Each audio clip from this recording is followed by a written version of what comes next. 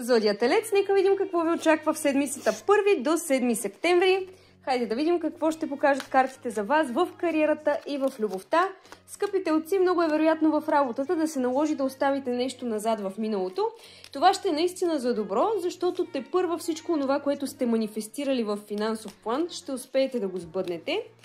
Сега е моментът да поставите справедливостта на първо място, да бъдете честни и искрени с хората около вас и най-вече с себе си, за да може всичко това, което все още не е излезнало наяве на повърхността, да се покаже като възможност, която вие да можете да използвате в последствие. Сега е момента негативните мисли да ги оставите назад в миналото в работата и да продължите смело напред към изпълняването на вашата съкровена цел.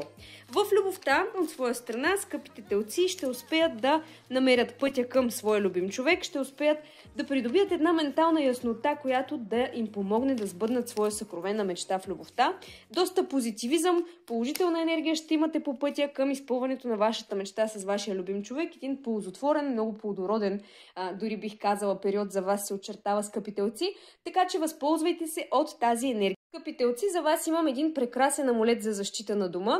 Цената на пирамидката е 35 лева, заредена е с мантри, за да може да ви защитава максимално и да отблъсква негативните влияния. Който желая да си я поръча, може да ми пише на лично съобщение. Успешна седмица пожелавам на всички телци и всеки, който има интерес за запазване на час за лична таро-консултация, може да ми пише. Зодия Дева, нека видим на вас какво ви е приготвила първата седмица на месец септември, 1 до 7 септември. Ако желаете да закупите тази пирамида за защита на вашия дом, можете да ми пишете на лично съобщение с вашия зодиакален знак и е заредена с мантри за максимална защита и отблъскване на негативната енергия. Хайде да видим сега, скъпи девички, на вас какво ви е приготвила седмицата 1 до 7 септември в работата и след това в любовта. Много е вероятно голяма част от хората, които гледат това видео, да вършат своите ангажименти работни с голяма страст и удовлетворение.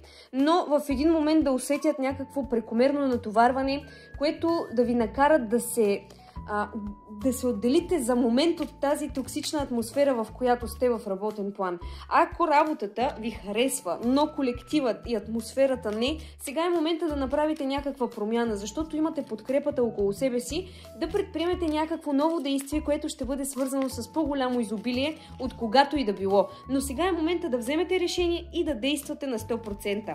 В любовта на прекрасните деви се дава, за съжаление, някакво разочарование, като че ли някакво предателство от миналото пак излиза на преден план. Някакви чувства остатъчни от миналото на нараняване, на недооценяване, това нещо излиза на преден план тази седмица. Това са чувства, които е време да оставите назад в миналото и да продължите смело, макар и с бавни стъпки напред, за да откриете нови хоризонти и същата енергична душа, каквато сте и вие насреща. Това важи за хората, които все още нямат партньор. А за хората, които вече имат изградени връзки, се дава една наистина амбициозна седмица. Ще имате мотивацията, стимула да вървите напред с вашия любим човек и да изпълвате желания, но е възможно в средата на седмицата да се почувствате малко по-напрегнати от обикновено. Сега е момента да откриете начина да вентилирате тази енергия. Пожелавам ви успешна седмица, а за лична таро-консултация с мен пишете ми на лично съобщение, за да си запазим час.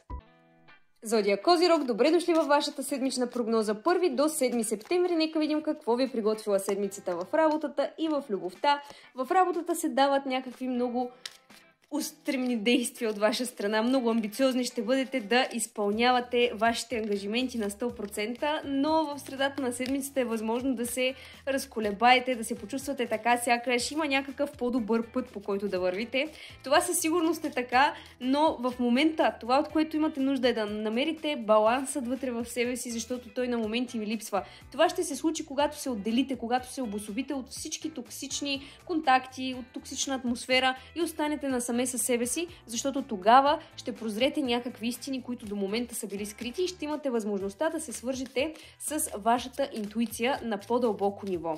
Относно любовта на Зодия Козирог, им предстои един период с предизвикателства, някой може да се опита да ви измами по една или друга причина и това да създаде у вас чувство на дискомфорт и този човек да остане назад за винаги в вашия живот. Тук говорим, разбира се, за хора, които все още нямат изградена връзка, за хората, които имат стабилни взаимоотношения, се дава една една любов, страст, креативност, като цяло много положителен, ползотворен период за хората, които имат връзки, но не и за хората, които все още нямат изградени връзки. Бъдете внимателни първата седмица на септември, защото е вероятно негативните мисли да попречат на създаването на стабилни контакти. Пожелавам ви успешна седмица. За лична тароконсултация с мен можете да ми пишете на лично съобщение, за да си запазим час.